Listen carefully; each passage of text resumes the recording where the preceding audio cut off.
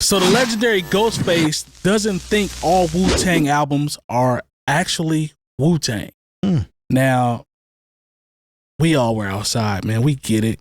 Like we know the catalog. We know the B- Wu-Tang affiliates. We know all that, right? So apparently Ghost has some on his mind. In a recent interview with Bootleg Kev, Ghostface Killah gave a definitive answer about which albums he considers official Wu-Tang projects. His response focused on the group's camaraderie during the recording process as a defining factor. So apparently Ghost has something to say. We have a video to go with that, and then we'll discuss. There's so many like weird spin-off Wu-Tang projects that like if you were to go to Wu-Tang Spotify profile, there's like hella random shit that I don't consider Wu-Tang album. What is the last album you consider to be a true Wu-Tang album? A true Wu-Tang album? Like I mean, something that I like? No, just like an official Wu-Tang. I don't know what's going on sometimes. It's like the Think Independently. Then there's like, it's just a lot of shit getting kind of thrown together with the logo. But what's in your opinion, what was the last time it was this is a Wu-Tang project? To me, the first two albums was Wu albums. So even the W, Iron Flag. W was cool. It was a Wu-Tang album, but it was dark. It's like you just came off of this, and it's like, you know, I mean, I'm in it, but you know what? Keep it a buck with you. I didn't really like. Listen, man. Like I said, the first two, I know those was the joints. Iron Flag has some. Those are the joints, you know. But I just know as far as us, I know where we can go. Yeah. So when I'm listening to it, you got to stand. It's like if your brother did wrong, you still got to stand by this motherfucker. You see what I'm saying? Like, yo, I don't care. I know you know you're in the wrong, right? But you got to stand by the product. You got to stand by it. So I'm just being honest with you, thinking like, yo, the first album and the second albums to me is just all Wu albums. Because I don't ever hear nobody talking about these other records. I listen. You know what I mean? No, listen, bro, I'm telling you. I will not argue with you about that. Yeah, I don't hear nobody talk about none of them shits. You know what I mean? So, but I know our potential. Some of the greatest MCs in the world is like, yo, nigga, all we needed was the right vibe and beats. That's what it'd be. It was like I said, the W was just mad dark, and I'm not kicking dirt on it, but it was like, you know, I know the potential and where we could go. So that wasn't none of my, you know what I mean? Nah. Okay, so did he answer the question? He did. I think he answered the question. Man, he only counts the first two albums. It's almost like this is what I've been saying for 25 years. Me and I actually like the W too. Lone and I have had this conversation for years prior to this popping up. But does Ghost have the right to define, you know, what constitutes a true Wu-Tang album? I think he does because he's Ghost, right? Original member. Actually, one of the ones that's, I ain't gonna hold you, he's one of the top tier, more popular. We just gonna be honest. We was outside, we know. I think he's right in terms of those first two albums, in terms of how good they were and how cohesive they were. Now, there are records that I love on the W. There's records I love on the Iron Flag. There's record I don't know about A Better Tomorrow. They lost me on that. That's about it for me. That's about it. But those first two albums, undeniable. After hearing him break it down, I don't think he's wrong. This is literally what I've been saying. And the first two albums and most of the W. Yeah. And I actually never really thought of the W being dark until he said that. And I'm like, it is kind of Hollow Bones is dark. Hollow Bones is very dark. The joint with Ronald Isley is not dark, but the record is cool. Like, it's joints on there, but it's not those first two records. Yeah.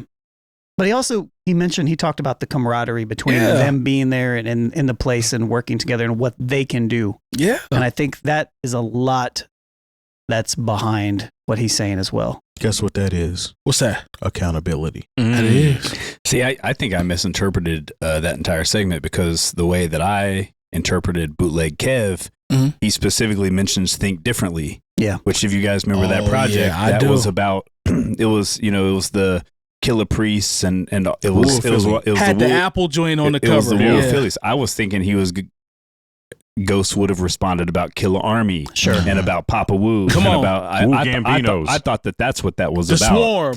So I thought that Ghost took it in an entirely different direction that was not even what the question was about. That's fair. So imagine how he feels about those projects. Then. Oh, look, I mean, look. You don't even know those people. I definitely Don't do that. I definitely had a few of those joints I back did in the too. day. I was riding around to Kill Army, but I'll tell you what. I was too. I put it in the CD player not too long ago. Terrible. Yeah. Has Lone- no legs. No legs. Yeah. Lone knows we bought a lot of those. Yeah. And Some of them are still decent. Like I like the Wu Chronicles, you know. But Wu that, Chronicles, that, hey, that was, you know, and there was the there were- Swarm there were- Volume 1 was there were a dope. The few. Swarm had some joints. There were a few of them, but then it just kind of strayed a little bit too far. But like, Is that not what Bootleg Kev was asking? Yeah. I think that's I what he was think- alluding to, and I think Ghost kind of just took it to where He wanted to take it. he wanted to let y'all know that I don't really rock with none of them shits. He spoke his truth. He spoke his truth, didn't he? other than them two, Yeah. and the W is cool, it's dark, but I don't really fuck with them other shits. Is literally what he said. but I'm gonna go And with somebody that of Ghostface's caliber who has a discography that I can deem he has some classics in there, is definitely able to Answer say that. Yeah. I'm gonna 100%. agree with both of y'all. I think Metronome was right. I didn't think about it, and just You got to until think now. differently, Mike.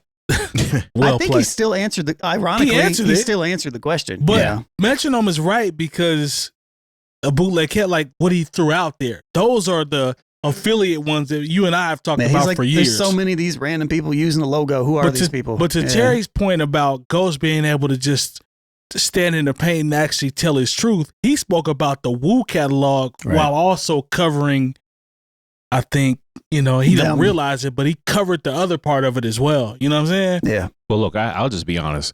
I'm still a Wu-Tang fan. I check out individual projects. No, for sure. But I checked out of the Wu-Tang as a group when Nah, 8 for sure. Diagrams hit. I was like, I got that CD for free as a promo and still could barely get through it. I ain't gonna hold you. I'm a Wu head, grew up on them. RZA's one of my favorite producers. After Iron Flag, I couldn't tell you anything else. I'm talking about from a listing standpoint. I know the Iron records. Flag was it for me because I remember you used to hit me up because you used to love Pinky Ring. I did. And I always did. thought it was all right. I And did. that record had a lot more misses than hits on it. did. And yes, indeed. But I don't think, look, guys, we will be hard pressed to find very many people on the internet that are really going to cape for Wu albums past that point. Those first two. But you would be let's- surprised though. You would be Past Wu-Tang surprised. forever. There are people that still are in the comments on these things talking about how, oh man, even the new Wu records that have dropped that sound like they were just like recycled versions of records because they drop new stuff, Well, you know. I mean, With that, AI that, that videos. new New album this year. Raekwon record is actually pretty solid. I like the Raekwon. It's straight. It's but straight. again, it's not like It's not a Wu-Tang it's not a album. Wu-Tang. It's like a member album, right? It's So straight. it's different. Which is that not what the question was about?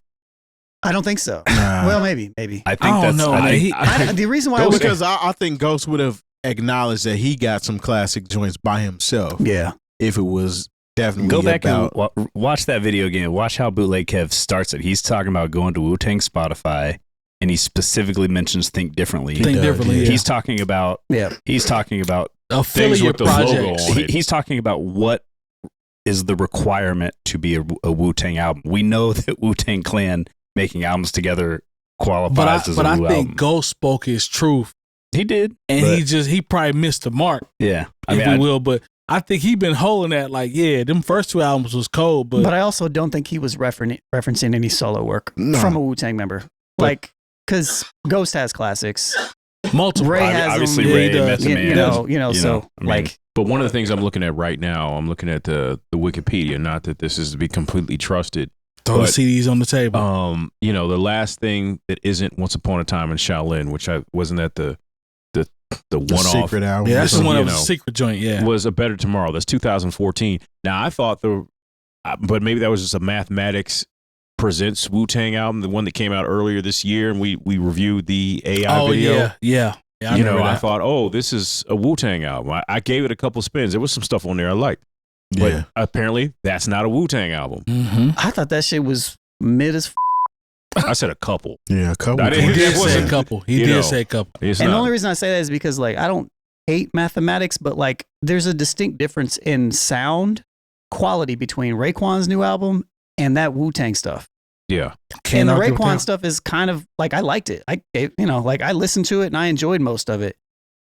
But Mathematics I don't dislike Mathematics stuff, but a lot of his stuff just kind of sounds a little too old. I'm pretty sure I heard Justice League shouted out on there. Black Samson. Oh, he's got Black multiple. Samson and the Bastard Swordsman. Knots has got a record. Yeah. He's got multiple producers on there for sure. Yeah, you're right. You're right. I mean, Justice League's known for their stuff sounding real crispy. Oh yeah. Oh yeah. What factors would you guys say actually contribute to a Wu-Tang Clan album sounding like a Wu-Tang Clan? To me, it starts with the production. Me too. Who's behind the production? Who's doing the majority of the production? Who's sprinkled in? Who's, we got 14, 15 records. Who are the 2 or 3 that offset RZA or whomever's going to do the majority of it? To me, that's when they're locked in the most. Wu-Tang Forever had, 25? A lot. Yeah. But RZA is there. Now, you got people that stepped in. Like Cash Still Rules, RZA didn't produce that. That's one of my favorite records on that album. So they executed that. I think it's also mixed in with the camaraderie. I think there's 2 pieces that'll never happen again for Wu-Tang. Mm-hmm. Yeah. I was going to actually touch on, you can tell that those 2 albums were recorded with them as a unit. Yeah. It got to a point where everybody is going their separate ways and they're just putting shit together. So it doesn't sound the same. And RZA's energy isn't the same because he doesn't have, that same vibration in the room with him. So, I mean, I can kind of attest to that being one of the main factors. Yeah. What you think, Metronome, in terms of what starts a Wu project? The most important part. Well, I mean, kind of piggybacking off that, I'm not really being sarcastic here. I'm being serious, but ODB. I mean, like, when ODB kind of, ascended, there wasn't a whole lot of good stuff that came out after that. Now, that was 2004, I believe. 03, 04. 03, 04. He Somewhere was in there. incarcerated during, the W and Iron Flag. But I don't know. I mean, I can only imagine what kind of energy Old Dirty brought to life and those sessions. Yeah. So. That's fair. Didn't think about that. I but didn't yeah. think about that either. He's the only member I've never seen because even when they came on tour for Wu-Tang Forever at Deer Creek, he was locked up at that point. So he was the only member that wasn't there. Yeah, I never saw Dirty either. I saw everybody else, but I never saw Dirty. I could be wrong. My memory might fail me here, but I was at. I'll need to look this up to clarify if this is actually true or not. But if my memory serves correct, I was actually at a hip hop Congress conference in Denver with my homegirl Crystal, who was from New York, and his cousins with ODB, and that's when she found out that he had passed away. Like it was like right. It was either that week or that weekend, and I remember her being kind of torn up about it. But damn, that's crazy, bro. Yeah, kind of wild. But yeah, that's my answer. I think ODB is in kind of a very strange way, some sort of glue to the magic that is. Because what he brought, there's just no replacing, quite honestly. Like, that's real. Even when you just go back and listen to ODB's first album, it's like, it was him and everybody else as far as, the subject matter, the flow, the energy. There'll never be another ODB. I mean, how do you replicate that? No, you can't. You can't. His son? Yeah. I mean, who does a good job though filling in now. I ain't gonna hold you. Shouts to his son for sure. From what I've seen on those I saw him perform at A3C before 2009 or 10 or something. I remember. I was like, oh wow, this looks like ODB. And then somebody was like, it's his son. I was like, oh wow. Yeah, when he's with them on tour, he slides right in. We'll just say that. Like his aura and everything, he does a good job for sure. Does he still go by Young Dirty Bastard? I think it's YDB. Like Okay, I don't know. That would like, make sense. Yeah. I mean, he earned it. Works for him. So no, but because I don't. By the time it got to A Better Tomorrow, and I got the reference from it being like a Hong Kong action flick, I just was like, nah, I don't want to do this to myself as a Wu-Tang fan. I checked all the way out. Yeah, and plus, like, I just know the way life works. Yeah. As far as getting 9 people into a studio to lock in and create an entire album, it's like this one's doing a movie. this one kid is playing, basketball or something. Like, it's just too much, at a certain point for that many people to get locked in to do something that intricate, which is... You got 9 grown men in their 40s and you trying to recreate... Some of them in their 50s at this point. To your point, but they're trying to recreate what they had when they're in their 20s and teenagers. Like, that's not going to happen. Also, they've all ascended to a certain level of success. So, like, comfortability does not drive... Good point.